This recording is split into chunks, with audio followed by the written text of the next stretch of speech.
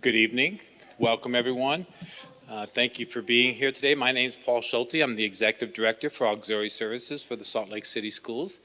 And we're excited to be here at our third public meeting. We want to express thanks for you to be here today, and also express thanks to everyone that's been. Some of you have been to all three of these meetings, so thank you very much. This is kind of not the end of a journey, but a pause in the journey. And I wanted to publicly give thanks to our firm, all the folks from VCBO, and the great work that they've done.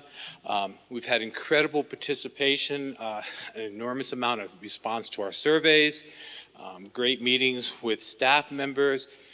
I've lost track with how many community councils that either the VCBO folks or I've been to, and school council. So it's been a great amount of outpouring and participation from everyone. And this being maybe like a pause, like I said, the last public meeting in this phase, I just wanted to take the opportunity to thank everyone. We're going to turn it right over to VCBO. At the end of the presentation, if there are some informal questions and whatnot, since the group is kind of small, we will entertain some of those. If we're all, on our best behavior and polite and respectful to each other, I think we'll be just fine. Okay, does that sound like a plan? All right. Sounds great. Whitney. Thanks. It's good to see you, many of you again, and those of you who are any of you here for the first time, just out of curiosity? Excellent. Thank you for coming. So as Paul mentioned, this is our third community meeting, so we're going to share information. I will do my best to try to share a little bit of the backstory of the work that we've been doing since we kicked this off in about August-September timeline. So we're excited to share with you where we are and what we've learned so far. So from the very beginning of this project, we have wanted to make sure that we're hitting two primary goals that were set. The first is to make sure that the feasibility study process, that the work outcome, work towards an educational environment that provides the best education possible for the students of Salt Lake City School District and for West High School. So that's our number one priority.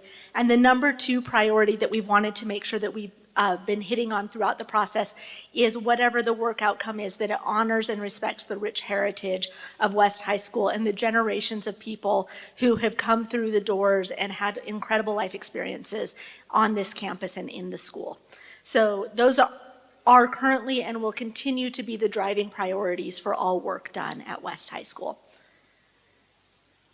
As Paul mentioned, we are getting towards the end of our outreach process. We're excited to share with you the work that we've done thus far and the direction that we're going in.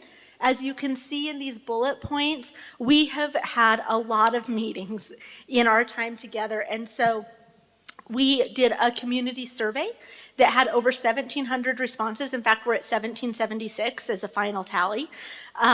There's a song and dance that I think Alex might break out into on a slide later on for that.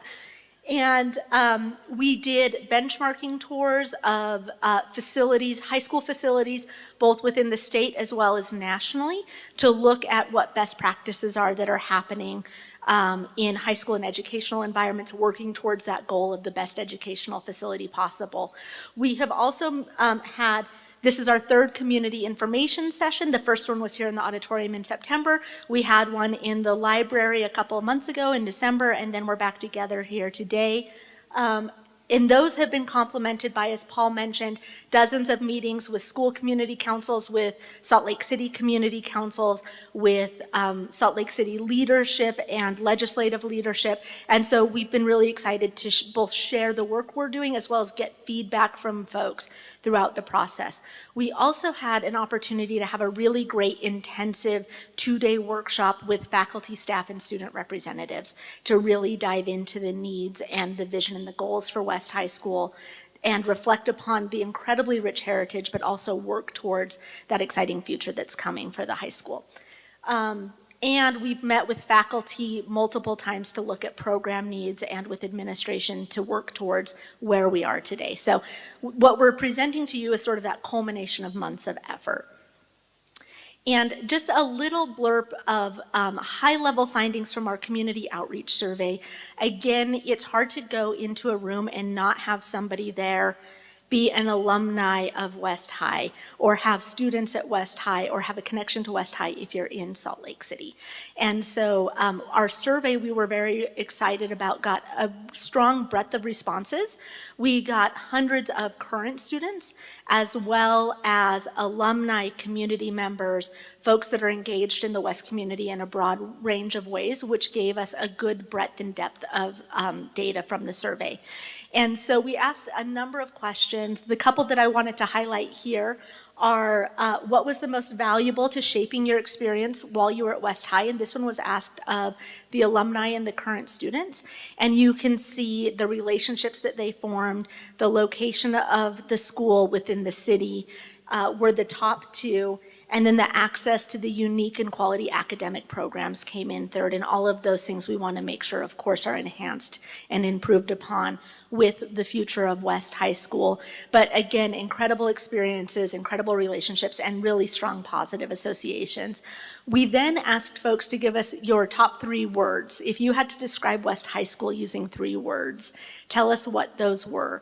And so the graphic over to the left is that image of all of the words that people used. And so you see historic, old, history, diverse, landmark, all of these incredible sort of the institution that is West High comes to mind. The diversity, the inclusionary aspect of the high school. If you look into some of the smaller terms, you're going to see some terms like overcrowded and congested, and old was sometimes in a very positive light, sometimes in a less positive light, depending on how it was coined in the survey. But it really let us understand the perceptions and the values of West High School. And so guiding this process, making sure we're listening to the community and those outreach elements. We also asked folks to tell us what they hoped future generations of West High School students could experience. And clearly this is a very small representation of those responses, but it reflects a number of responses that we heard. And so everything from making sure that students can continue to build those relationships, to have the experience of the historic building, of getting that sort of ambiance of West, but also looking at how can the renovations take place without having too big of an impact on students? How can we make sure we have exemplary learning environments moving forward? We're all voiced in this outreach and in the comments that we received. And so through this process, while we started with our 2 guiding principles that are absolutely our priorities, we have also expanded that list of goals for this project, recognizing that there are a lot of constraints that exist in the work that we're doing. And so we've expanded the metrics for success for West High. So of course, number 1 and number 2 are educational experience and honoring the heritage of the high school. And then we go into 3, 4, and 5. 3 being limiting the disruption during the construction or improvement process. 4, providing a cost-effective option. As we know, this will be something that will be impacted by community voice. We want to make sure we're using everybody's dollars wisely. And then also making sure that we're hitting the district's sustainability goals. Salt Lake City School District has a great sustainability action plan that looks towards healthy learning environments, energy efficiency, carbon neutral goals, and we want to make sure any work that we're doing or that gets done is working towards hitting all of those goals and targets. So I feel like I need a drum roll for the next series of sections. Yeah. When we met last, for those of you who were not here, we shared with you 4 concept options that we were looking at for West High School. You will notice that all 4 of these are on the campus. So we're working with the existing West High School property and looking at how we can provide an exemplary learning experience for the students of West High School within the existing campus. So the first option, option 1 that's shown on the far left here, the idea is that we're going to preserve the original 1920s era building that faces 300 West.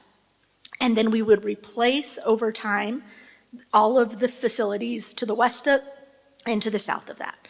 And so it's essentially rebuilding the high school in the footprint of the current high school.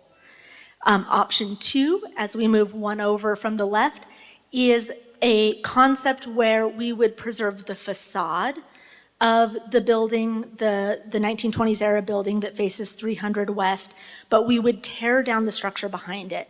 Through this process, we have discovered a lot about the existing building, the limitations of the structure and the ability or challenges associated with putting new mechanical, electrical technology systems into an older building.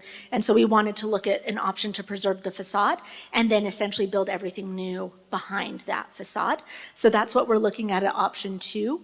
Option 3 is the big jump from what we know today, which is building a new high school building essentially on the east side of 300 West, and then complementing that with some athletic and support facilities on the west side. So kind of taking the juxtaposition of today and reversing it. One of the things that is very important to note with option 3 is we are preserving the historic entry of West High School as a key element with this, listening to that community feedback around the history of the facility, the history of the building, and really the prominence of that facade. We wanted to try to keep an element of that facade and integrate it into option 3. And then option 4 is one that has been talked about over years that we really wanted to test out, which is essentially building a new school to the south. And so option 4 would be replacing all of West High School on the west side of 300 West with the bulk of the construction on the south and a little bit coming up on the east side of the current west side of 300.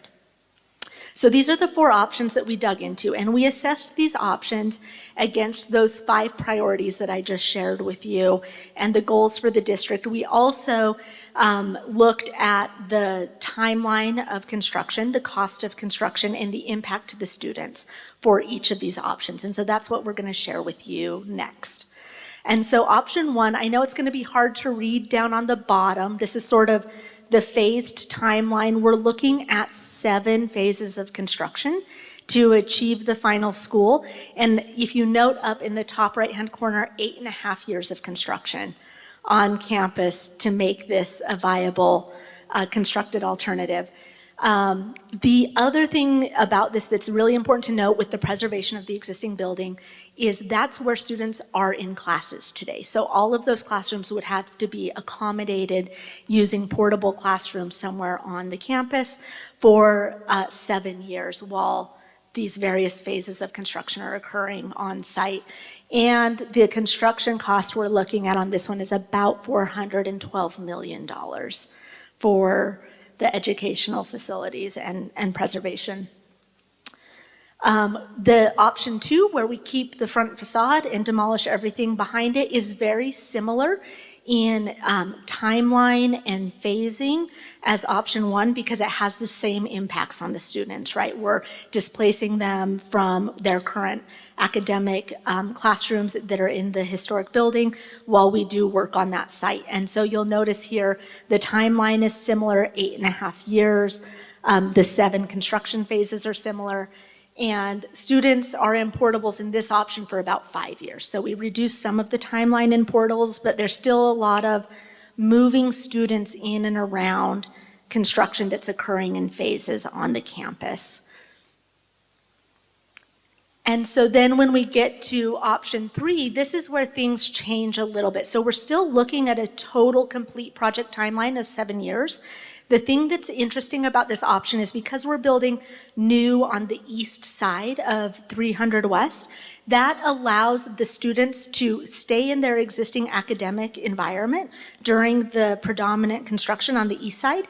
And then in 3 years, they can move over to the new facility and then the work on the west side can occur.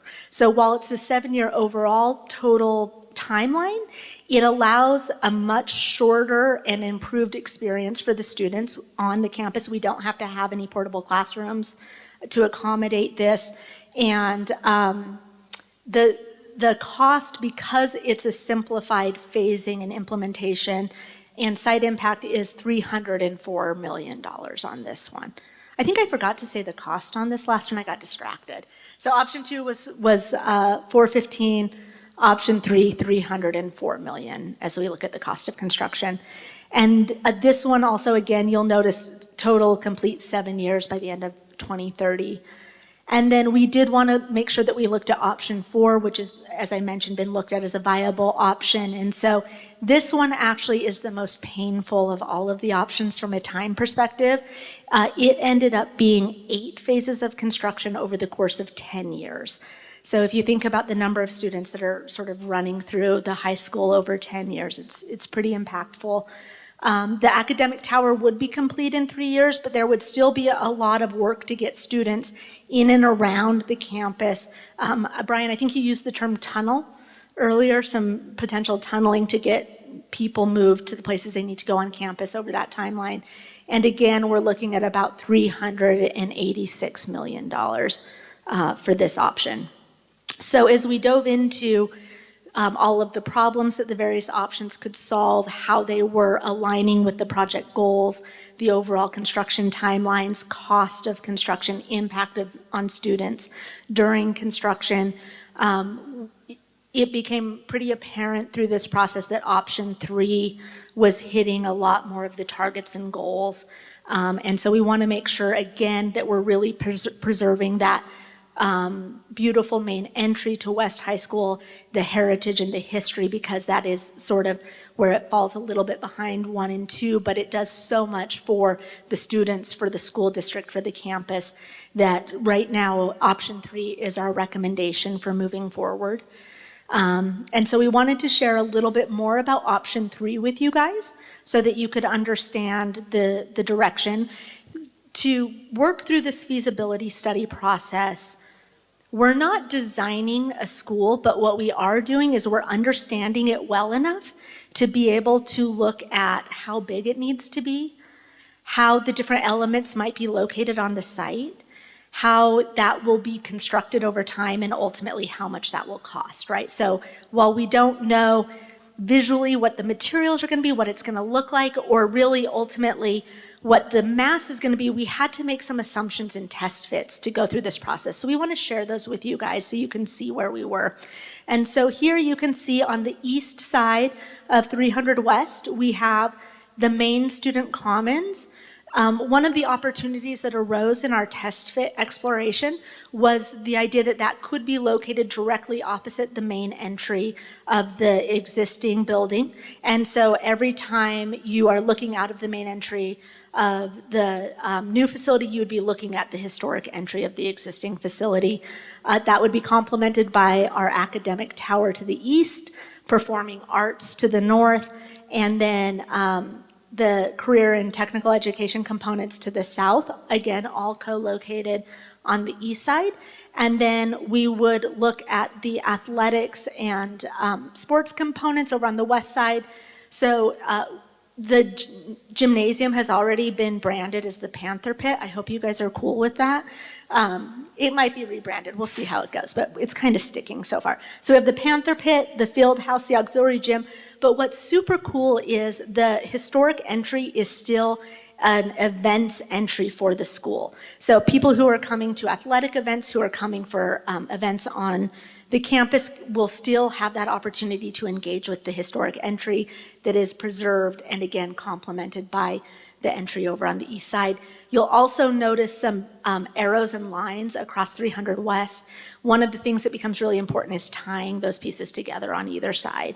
And so how that happens will evolve, but again, as we've been studying it, we've started to develop some masses that fit the square footages that we're looking at, and we've started thinking through opportunities for improved connections, perhaps through bridges that can tie east and west of 300 West together. And so this is a bird's eye view as you're looking at the concept. You're sort of looking west-northwest with, you can see the historic facade, the Panther Bridge, and the new construction over on the east side on the lower right side of this image. As we continue to look at how this might articulate itself, this is an image looking in the opposite direction towards the state capitol to the northeast. And again, you can see sort of the athletic components on the west side and the academic components on the east side with those bridge connections. and another view looking towards Salt Lake City. One of the things that's really great about this site and this campus is it really is a gateway to the city. And so there's a great opportunity to heighten and enhance that experience for people coming into Salt Lake City through Third West, and to make West High an even more prominent experience and part of the Salt Lake City urban fabric. So it's a really fun opportunity there. And then finally, this is getting down a little bit closer to grade, looking south with the historic element over on the west side, the Panther Bridge, and then finally making sure that we're preserving, enhancing, and highlighting that historic element for generations to come, tying into the history and heritage of West High School. So this is the direction that we're going. That was a whirlwind of information that I just shared with you guys. So as Paul mentioned, if there are questions, we would love to sort of go through some of those questions and answer them to the best of our ability. Okay, let's start in the front and then we'll work our way around. So parking is something that will be a really important part of this. As we've looked at parking, we've been looking at it in a range of different areas around the campus. So it's not going to be one parking lot or solution, but it will likely be a distributed parking approach so that you'll be able to access different areas of the campus from different parking areas. But a lot of the parking will likely be on the northwest side, which is another great reason to have that sort of Panther Bridge to help connect east and west. But we have been looking at parking. That's a great question. Okay, I think coming back here, yeah.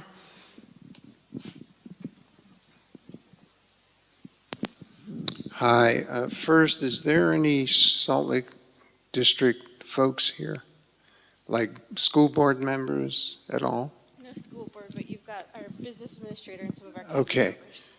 A couple of things. I may be late to the scene, but there's a lot of financial turmoil, dropping enrollment, et cetera. How is that justified at this point in time to spend that kind of money and not keep the facility as is?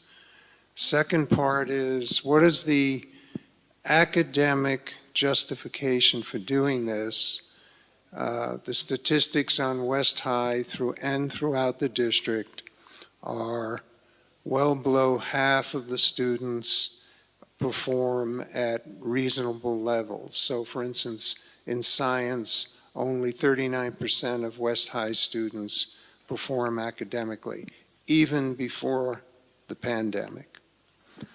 And so the dropping enrollment issue, the academic, I want to see what data that was used to justify building the school out, given those issues. And I was going to say, I know Paul has some thoughts here. The one thing that I will note before Paul jumps up here is West High School is, again, the oldest portions of the buildings are nearing 100 years old. And buildings do have a lifespan before they require extensive reinvestment. And a lot of the facilities at West are getting towards that point. And so there is an opportunity, and part of this feasibility has been looking at the opportunity for the school district to spend money in the most cost-effective way to get the best bang for the buck. And so that has been a strong component of this, where reinvestment is required. And then Paul, I'll let you jump in on, or Yandere, on some of the other ones, yeah. I'll say one quick thing. My name is Yandere Chatwin. I'm the district spokesperson. And then I'll pass it off to Paul Schulte, who is an expert in all things facilities and auxiliary services. But I want to echo what Whitney said about one of the main reasons for this feasibility study is to be fiscally responsible, to know what we can do and how we can do it in a cost-effective way. Enrollment is going down, and we know that in the district, but the kids who live in this part of the city still deserve to have a top-notch facility. They deserve to have academic opportunities that anybody can access across the city, and this part of the city is no exception. So I'll turn it to Paul to talk more about the building parts. In a prior life, I was a high school principal for 11 years, so I know a little bit about academics. Not a lot, but enough to be dangerous. But I think everyone's already referred to this, is that there's a life cycle for a building, and the district has been incredibly frugal at getting the most out of this building with a number of additions. We have additions that were in the 60s, we have another one that were in the 70s, as recent as around 2000. So I think your question is very poignant about the cost, but this building has served generations very well. But we've kind of exhausted its life cycle. We're concerned about even getting replacement parts, like we're worried about the chillers, trying to get parts for those type of things. So relative to the need for a building, I think your question relative to is it the best investment is wise and prudent. The community will have time still to weigh in there. We're not done. But I would say from a facility component, this building has served the community of West High, as many of you are alumni, very, very well. But it's gone its life cycle. It's challenging now to maintain it. And then the second piece relative to the academic performance, I would just, as an old principal, plant the seed that we want to create the best environment for students to learn.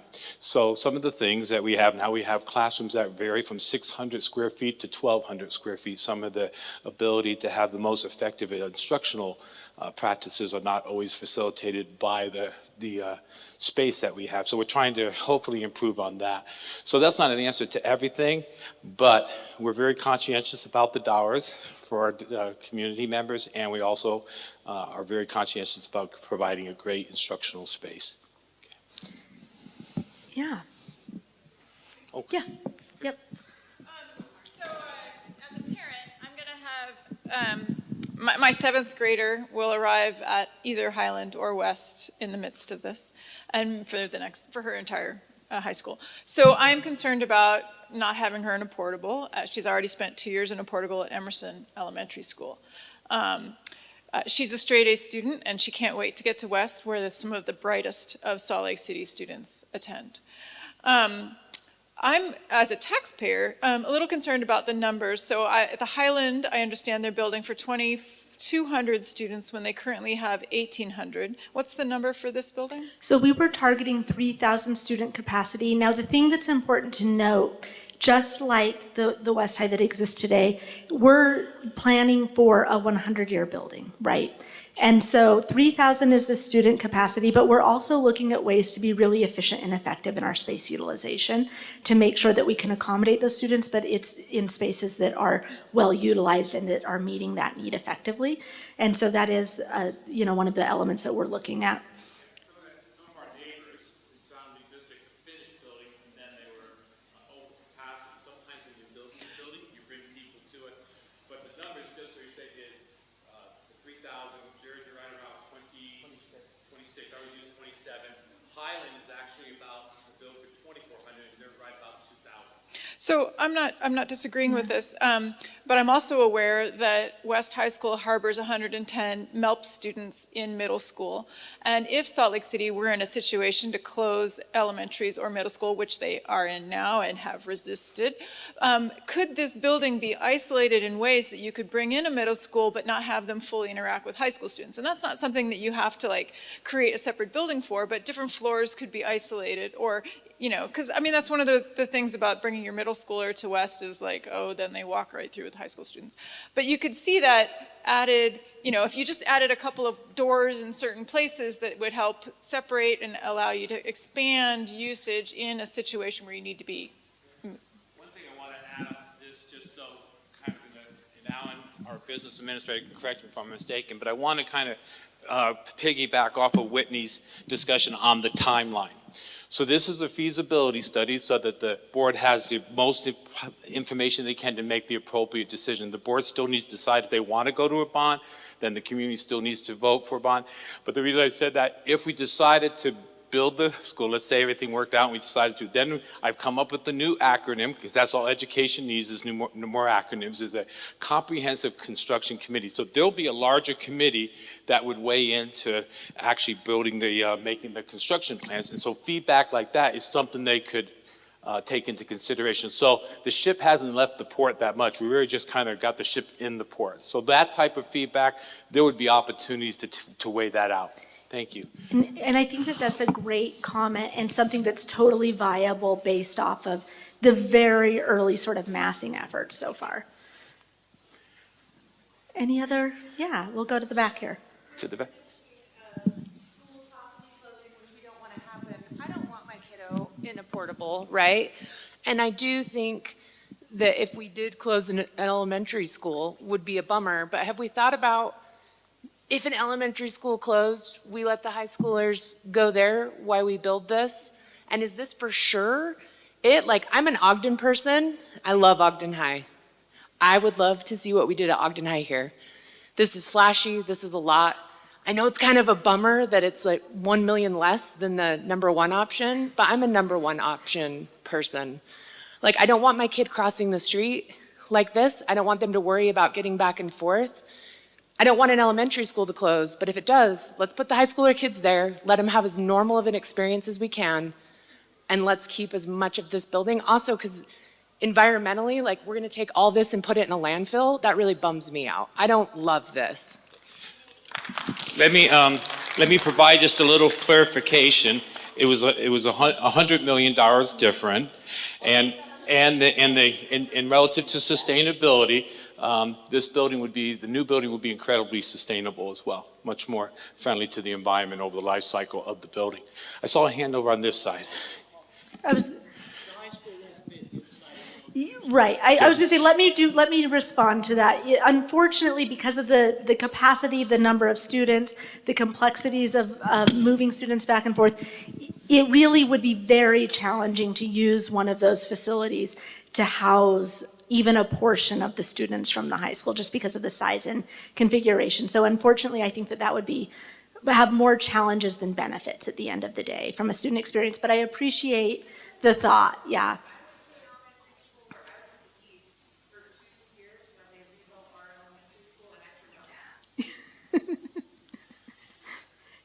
Okay, we'll go over here, then we'll swing back over on this side. Well, hi. Nice to meet another. I'm also an option one person because I think, again, I do have a high school coming up, but I think it's important to teach our kids that history is important. And we're in a city that is very young in comparison to so many others, and we have very little history. And West is a beautiful school. They were able to preserve South High. Maybe they didn't East, but I think it's important to preserve our history even when it's so young. And I think it's important to say to our kids, maybe we can sacrifice and be in a portable you're in a classroom, you're learning.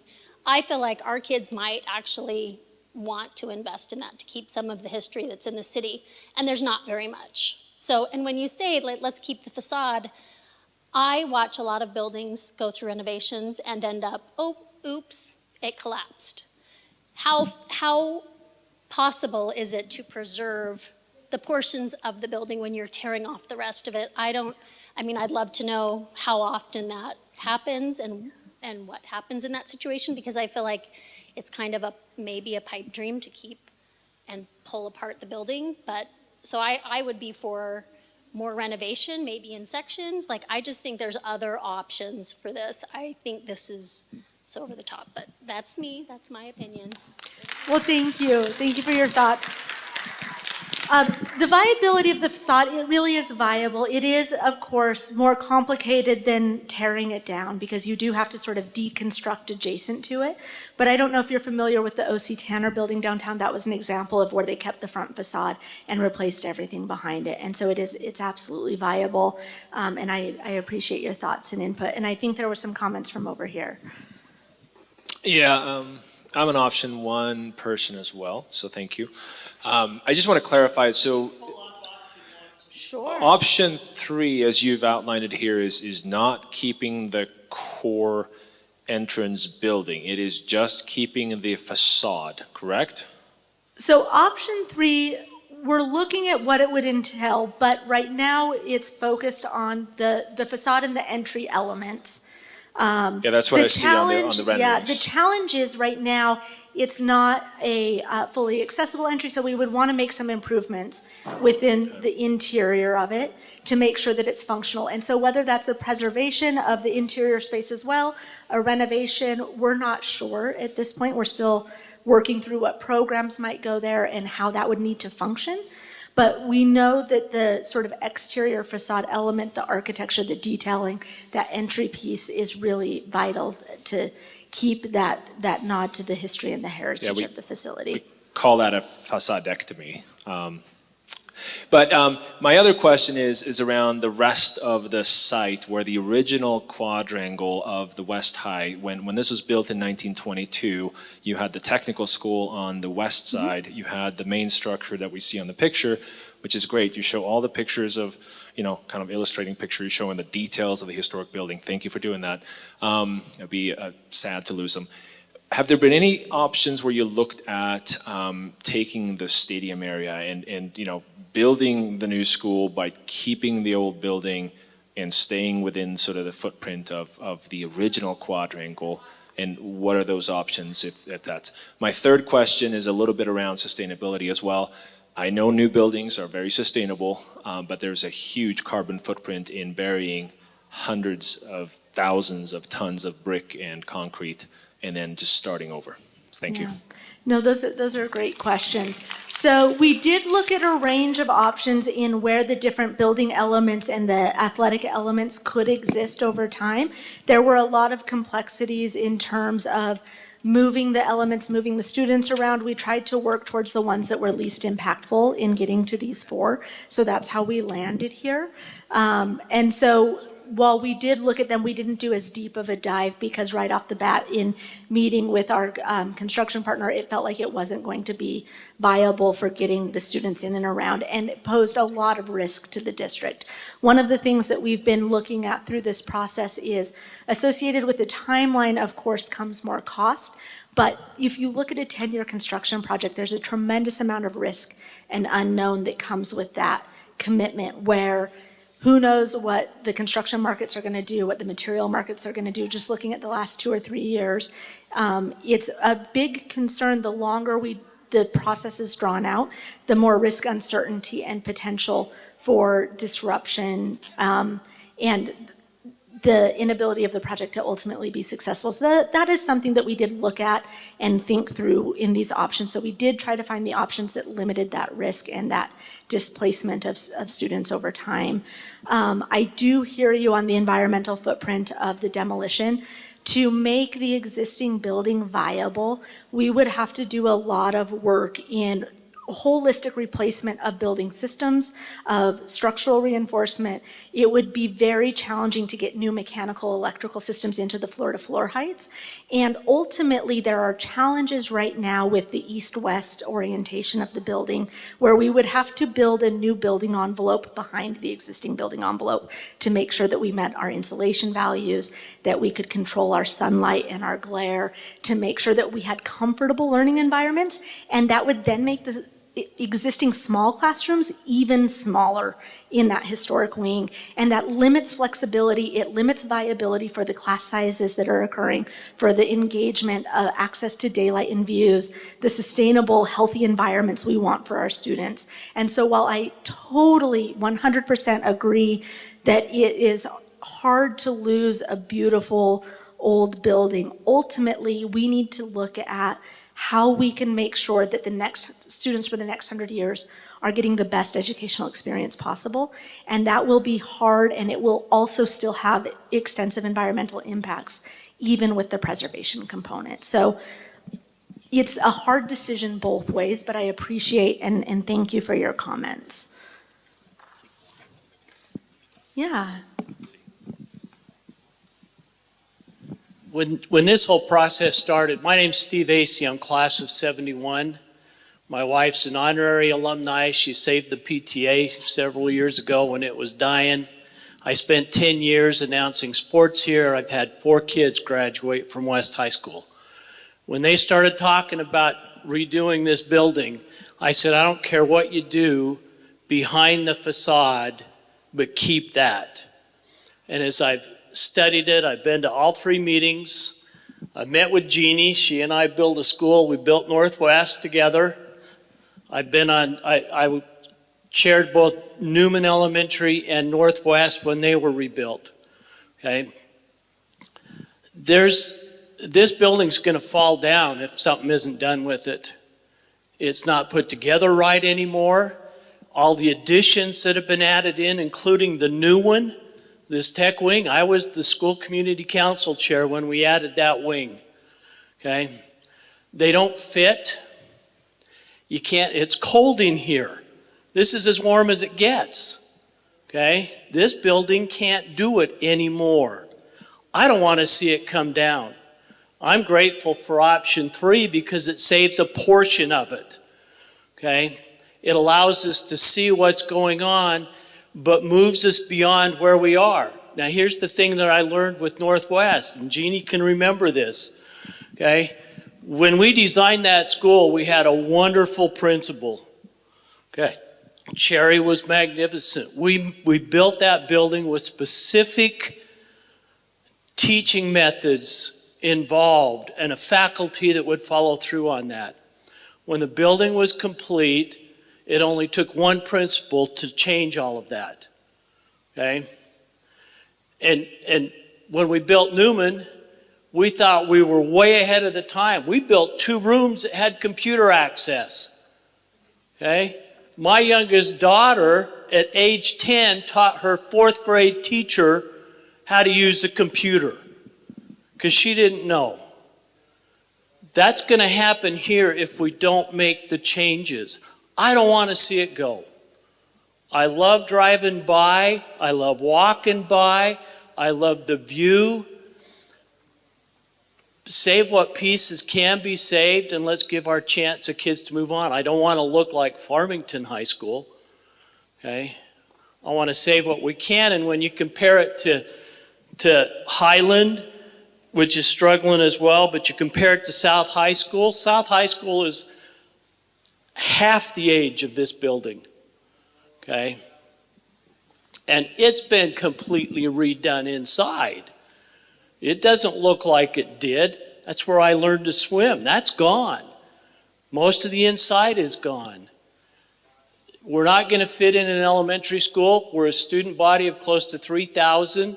We built middle schools at 1,000. Elementary schools were built at about 700, if you were lucky. We're not going to fit. We can put kids in portables, but those of you who have had your kids in portables know that is not fun.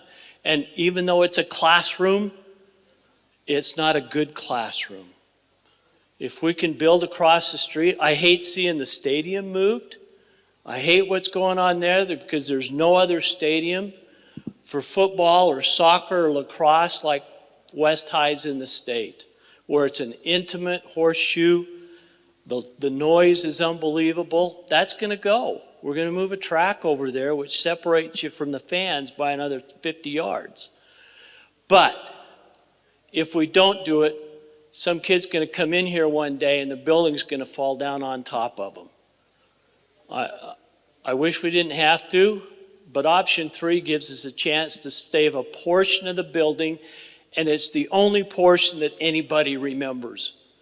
The only thing I remember about coming in the south exit and entrance was the kids that were smoking out there.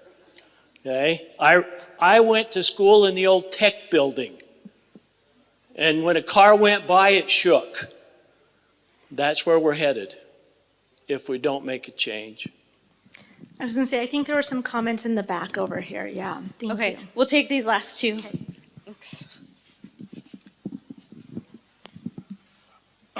I just have a question about the historic nature of it. I mean, I feel like in Salt Lake, we have a pretty bad track record of tearing down our historic buildings while simultaneously doing lip service to our heritage and, you know, the generations before us. I think I personally like option 1 as well, but on option 3, is there a reason that only the entryway can be saved instead of the whole facade? if you're building the whole new facility on the east side? Again, it's a really great question. We could look at, as the project progresses, more preservation. The challenge is the uses that are going in behind it, the scale, the size of gymnasiums and athletic components in the current adjacency diagram don't necessarily align with the facade, but I think that that's a great comment and something that could, depending on the budget allocated and the direction, perhaps be explored. Yeah, and I think. Hi, I have a quick comment and then a question about option 3. I am a Rose Park resident. I have a son who will be one of those kids in portables for several years. I would put him in a portable happily. Quality education happens because of the connection between students and teachers, highly skilled teachers who are paid well. West High has many of those. The container that they're in is temporary. For 100 years of preservation, that's a small sacrifice for our kids and our community. Second of all, a question, how wide is that meant, the preserved part of the facade for option 3, how wide is that? I don't know the exact dimensions. Brian, I'm looking at you. Do you know the exact dimensions? Yeah, how wide is the front? The preserved portion, how wide is it? Is it 20, 30 feet? 60 60 plus feet, yeah. 60 feet, okay. It's better than nothing.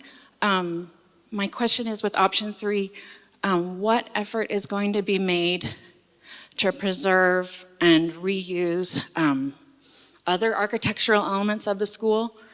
The plaster and cement work all along the front facade, those are works of art. They don't belong in a landfill or on KSL. So, again, reduce, reuse, recycle. Let's show our community and our kids, yes, we can't save it all. We know that. Safety's a priority. And still, using creativity, let's be resourceful with the elements we have. They're beautiful. The craftsmanship will never be matched. Thank you. Yeah. Brian, do you want a microphone? I'm Brian, part of the architectural team. We've been heavily invested in West High School since the RFP came out last May. And so we're very emotionally connected to the school, maybe not as much as Steve here, but very, very intensely concerned about maintaining the awesome spirit that's in this school. And so your comment about keeping some of that stone corbelling or that beautiful plaster work that's throughout the building, totally plan on keeping as much of it as we can. Another point is the idea of that main entry as a preservation. Beyond that preservation of that main entry, if you go into the school as it is now, you walk into the school beyond that main corridor and it's 90s. That Commons was built in the 90s. So if we were to be looking at a building that had that original auditorium, then we would be talking about how do we maintain that auditorium, right? Because it was 100 years old. The trick is that this building has been built, it was built to be a public high school. It wasn't built to be a palace or some sort of state building in which we plowed tons and tons of money into it to maintain its awesomeness. It was designed to be a public high school. And so over the decades, as things have changed, as things have broken down, as needs have changed, this building has been modified and pushed and pulled. And you were talking about the tech building on the other side. That space between where the Plaga Stadium is now and the road is about 80 feet. So building a building there and maintaining any kind of athletics on that side would be very difficult. And so it's one of those situations where it is a delicate balance in trying to maintain this beautiful history and heritage, but also if you walk through the halls, the beautiful diversity that this school has, the awesome programs that they have, that's the spirit that makes it what it is. It's not the building. And so trying to honor the past and look forward to the future, so in 100 years' time, we'll still have a West High School that'll be just as awesome, if not more. This guy's been raising his hand for 20 minutes. And I promised him the mic, so here I come. Thank you. I just have a handful of comments here. One, my grandmother went to West when it was barely a brand new school, in the early 20s. My parents, multiple relatives. If you go back to your first slide of this whole presentation, I'll just share that my brother, back in the go back further, the start of the presentation, the very first slide shows that symbol right there. In the mid-60s, my brother was the student body president, and the administration of the school district wanted to take that out, wanted to get rid of it, because they were putting this new tile in. And the students said no, and that is preserved because people said no. You know, and that is from 1923. If you look at the bottom, there's a little plaque that will show 1923. I just want to read, for the record, something from the yearbook of 1923 from West High, just because I think it's important. It says, and these are the first students who went to West High in the beautiful building that it was. Who can refrain from the sensation and joy and pride as you gaze upon our magnificent new home? From all present, and I won't read all of this, but from all present plans, West High is again launched on a great career of welfare, and here's hoping that the future West High graduates will feel the same pride and the same jealousy towards safeguarding of our new building as we, the present seniors, the first people to have the honor of graduating from here for this new home. And I guess I realize option one, keeping everything, is maybe not viable, but as much of the facade, the beauty, the gem of that building should be preserved. It is not something that you're going to see every day. I mean, granted, we've talked about Ogden High School and the beauty of that, but if you take everything else off that front and you just keep a little bit, that's going to be a little bit, that's going to be a little bit short in my mind. And I would say keep as much of the entire front facade as possible. And I'll just share one other quick story, and that was, when I was a young boy, I remember my aunt, she worked at the city and county building, and they were going to tear that building down. And she and a handful of people, not a lot, and this is a handful here, a handful of people convinced people who had a vision, who had a desire for history, and some people who had influence to do something about it. And you know what? They did tear that city and county building down, right? No, they didn't. They kept it. They kept it, they preserved it, they made some updates to it, and it stands today as a beautiful gem in the city of Salt Lake City. And I think at the minimum, keeping the facade of West High can stand as a gem again for the city of Salt Lake. That's all.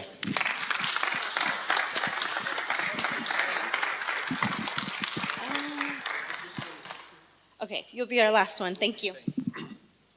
Hello, Steve. Lawrence Medina. We played soccer together here. Okay, we're losing the ballpark. We lost Utah Theater downtown Main Street. West High, we need this historical. Up north, the Warm Springs building, they wanted to knock that down. Lucky Sylvia Nibley is putting a stop to that. We need to preserve the history of Salt Lake. There's a lot of history here. I was born and raised in Salt Lake. In fact, I got to see President Kennedy back when I went to Jackson Elementary. Then 2 months later, the tragedy happened. But I think option one, let's keep it There's a lot of historical here in this city. Thank you. Thank you. Thank you guys so much for your thoughtful comments. We really appreciate it. Yeah, just echoing that. Thank you so much. We know you probably have a lot of other things you want to be doing on a Wednesday evening, but thank you for spending time with us. Thank you for the thoughtful feedback. And next steps, there will be a report in a public board meeting in February. I don't think we've set a date quite yet, right?